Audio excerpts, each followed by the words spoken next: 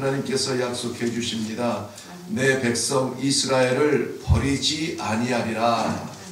이것은 하나님의 약속의 말씀입니다.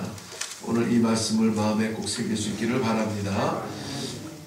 역대하 3장 1절 말씀에 보면은 솔로몬이 지금 성전을 건축하는 그 장소를 이렇게 기록하고 있습니다.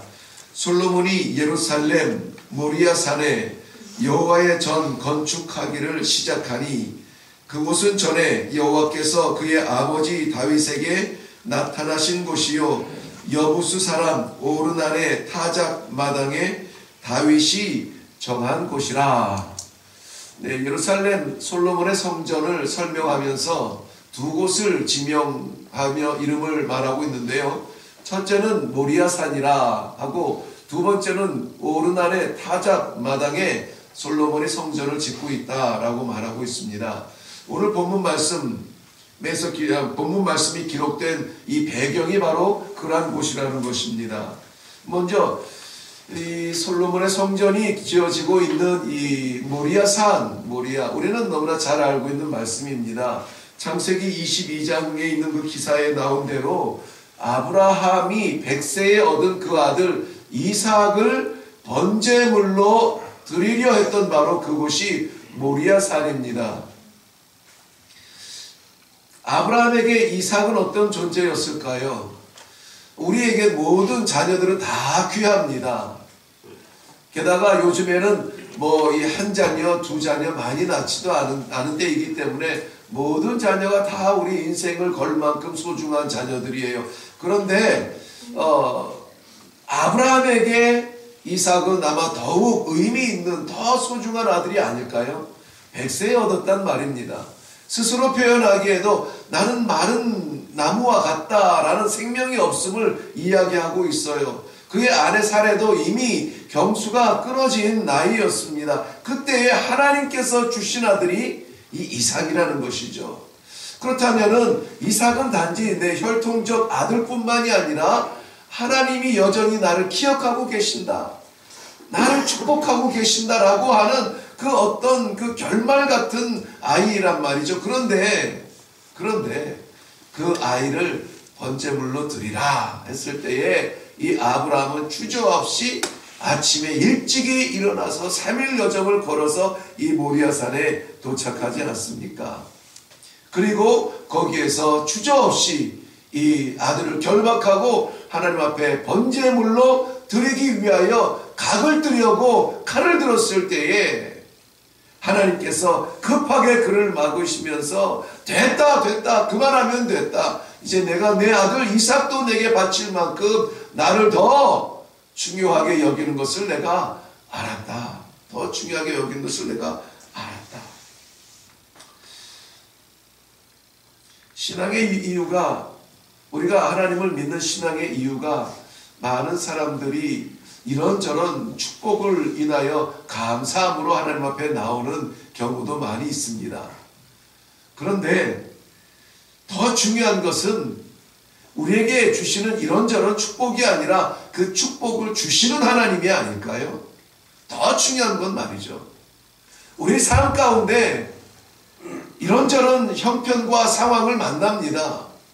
때로는 계곡을 지날 때도 있고, 때로는 정상에 오를 때도 있고, 때로는 깊은 늪에 빠져서 허우적거릴 때도 있어요. 그 모든 것보다 더 중요한 게 뭡니까?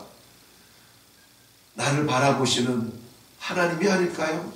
늪에 빠져도 내 손을 잡고 계시는 분이 하나님이시라고 하는 이것만 우리가 확실하게 붙잡으면 거뜬히 우리를 쑥 뽑아 올리지 않겠어요?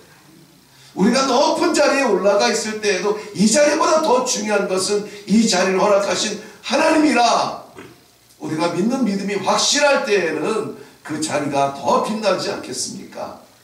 아브라함에게 모리아산은 그런 자리였습니다. 이삭은 내게 생명보다 귀한 하나님의 선물 같은 그러한 아들이지만 하나님이 내게는 더 중요한 분입니다 하는 그러한 자리였어요. 그렇기 때문에 하나님 그 한마디 말씀에 순종하면서 나아갈 수가 있었던 것입니다. 이 오르날의 타작 마당은 어떤 자리입니까?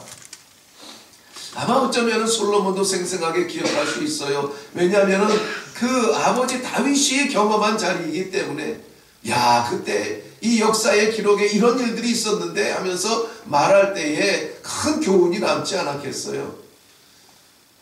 하나님께서 그 북극 강병의 나라를 허락해 주셨음에도 불구하고 다윗 말년에 그만 자신의 국력, 이 나라를 지키고 전쟁에서 승리한 그 국력을 군사력에서 뽑아보려고 인구 조사를 했던 것이었습니다. 나가서 우리의 이 군사력이 얼마나 되는지, 우리의 힘이 얼마나 되는지 한번 계수해 보라. 그의 가장 측근에서 그를 잘 보필했던 부하마저도 아니요, 하나님께서 하신 일들인데 그 사람의 숫자가 뭐 중요합니까? 다윗은 마치 자기의 마음이 들킨 것처럼 부끄러움에 그저 소리를 쳐서 빨리 내쫓죠. 어서 가서 준비해 보라고. 준비해 왔는데 그것이 하나님을 섭섭하게 했어요. 자기 힘을 계산해 보았을 때 하나님이 그것을 섭섭해 하잖아요. 이 나라를 이렇게 이루고 들에서 양을 치던 다윗을 왕으로 세운 것은 그의 실력이 아니었음을 하나님께서는 깨닫게 하시기 위하여서 세 가지 징벌을 선택하라고 하는데, 세 가지 중에 선택하라고 하는데 다윗이 선택한 것은 내가 그래도 하나님께 맡는 게 낫습니다. 3일 동안 전염병이 전국을 돌아서 7만 명의 영혼들이 죽게 되는 것을 바라볼 때에 그 천사가 마지막 예루살렘을 향하여서 올라갈 때 하나님이 됐다 그만하면 됐다, 거기 멈춰라. 그 죽음의 사자가 멈췄던 자리가 오르날의 타작 마당이었고, 다윗은 그 타작 마당을 사고 그 소와 소가 끓었던 수레를 사서 번제물로 하나님 앞에 드리면서 회개할 때에 하나님께서 그 회개를 받으시고 용서했던 그 자리, 다윗에게 국력보다 나라보다 실력보다 중요한 건 하나님이다 라고 가르쳐 주셨던 그 자리에 오늘 솔로몬은 성전을 기록하고 있습니다. 오늘 6장 전체의 말씀은 솔로몬이 이 하나님의 성전을 어떻게 짓는지, 무엇을 준비하고 몇 규빗으로 짓는지, 규빗으로 따지면은 그 성막, 모세에 의해서 하나님께서 주셨던 성막의 사이즈 한 2배 정도가 됩니다. 그러니까는 우리가 상상했던 것 같지만 의리의리하게 굉장히 크거나 그렇지는 않아요. 어떤 하나님의 임재에 대한 상징적인 것이고 그 안팎을 치장한 것이 화려할 뿐이지. 그런데 6장 전체를 6장 전체를 솔로몬이 그의 성전을, 이 겉의 규모는 어떻게 짓고 몇 층으로 짓고 이런 일들을 하고, 그 뒤에 하반부에 넘어가면 15절 이후에 보면은 그 내부는 어떻게 짓고 이 성전에 짓는 모습이 나와요. 솔로몬의 성전 건축하는 그 땀 흘리는 모습이 나오는데, 오늘 우리가 살펴본 이 본문 11절부터 13절까지만 하나님의 말씀이 나옵니다. 하나님께서 솔로몬의 성전 건축 중간에 개입하셔서 말씀을 하고 있는 겁니다. 본문을 묵상하면서 느낀 그 느낌은 이거예요. 네가 이 성전 건축을 위하여서 아버지 때부터 준비해왔던 그 모든 재료들을 쓰고 이방인 이 두로왕 히람의 도움까지 받아가면서 이 멋진 성전을 지어가고 있는데, 이 성전 건축 재료, 건물, 모양, 장소, 그 어떤 것보다 더 중요한 것이 있다. 더 중요한 것이 있다. 이걸 잊으면 안 된다라고 말씀하시는 것 같아요. 그게 뭡니까? 오늘 본문은 이렇게 시작을 합니다. 12절 말씀 보면 내가 지금 이 성전을 건축하니, 그리고 내용이 바뀌어요. 내가 만일 내 법도를 따르며, 이렇게 말하고 있습니다. 내가 지금 이 성전을 건축하고 있는데 중요한 건 이거라는 것이죠. 뭡니까? 법도를 따르는 것이며 율례를 행하는 것이며 내 모든 계명을 지켜 그대로 행하는 것이라. 법도라고 하는 말은 본래 그 단어적인 뜻은 새기다라는 뜻이에요. 조각하다라는 뜻이에요. 그러니 법도라고 하는 말을 이스라엘 사람들이 들었을 때는 즉각적으로 하나님의 산 호렙에서 하나님께서 돌에 새겨주신 그 율법, 계명, 그것을 분명히 깨닫고 알 수가 있습니다. 그러니 이것은 상징적으로 법도와 율례와 내 모든 계명, 이것은 다 똑같은 말이에요. 하나님의 계명을 말하고 있습니다.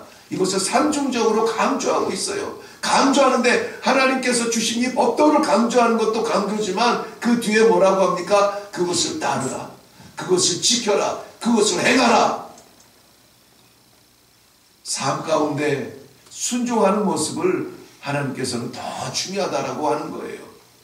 무엇으로 어떻게 얼마만큼 짓듯이 짓는 것, 그것도 귀하지만 그것보다 더 중요한 것이 있다. 더 중요한 것이 있다. 뭐예요? 하나님을 잊지 말라는 겁니다. 하나님을 잊지 말라는 겁니다. 만약에 그렇게 된다면 그 다음에 보면은 하나님의 약속이 이렇게 기록됩니다. 내가 다윗에게 한 말을 확실히 이룰 것이고 내가 이스라엘 가운데 거할 것이고 내가 내 백성 이스라엘을 버리지 아니하리라. 약속해 주세요. 하나님이 함께 하시겠다는 약속인 것이에요. 특별히 다윗에게 한 말은 사무엘하 7장 12절부터 16절까지의 말씀을 근거로 하고 있는데요. 제가 읽어드리겠습니다. 사무엘하 7장 12절 이후에 다윗에게 하신 하나님의 약속의 말씀이에요.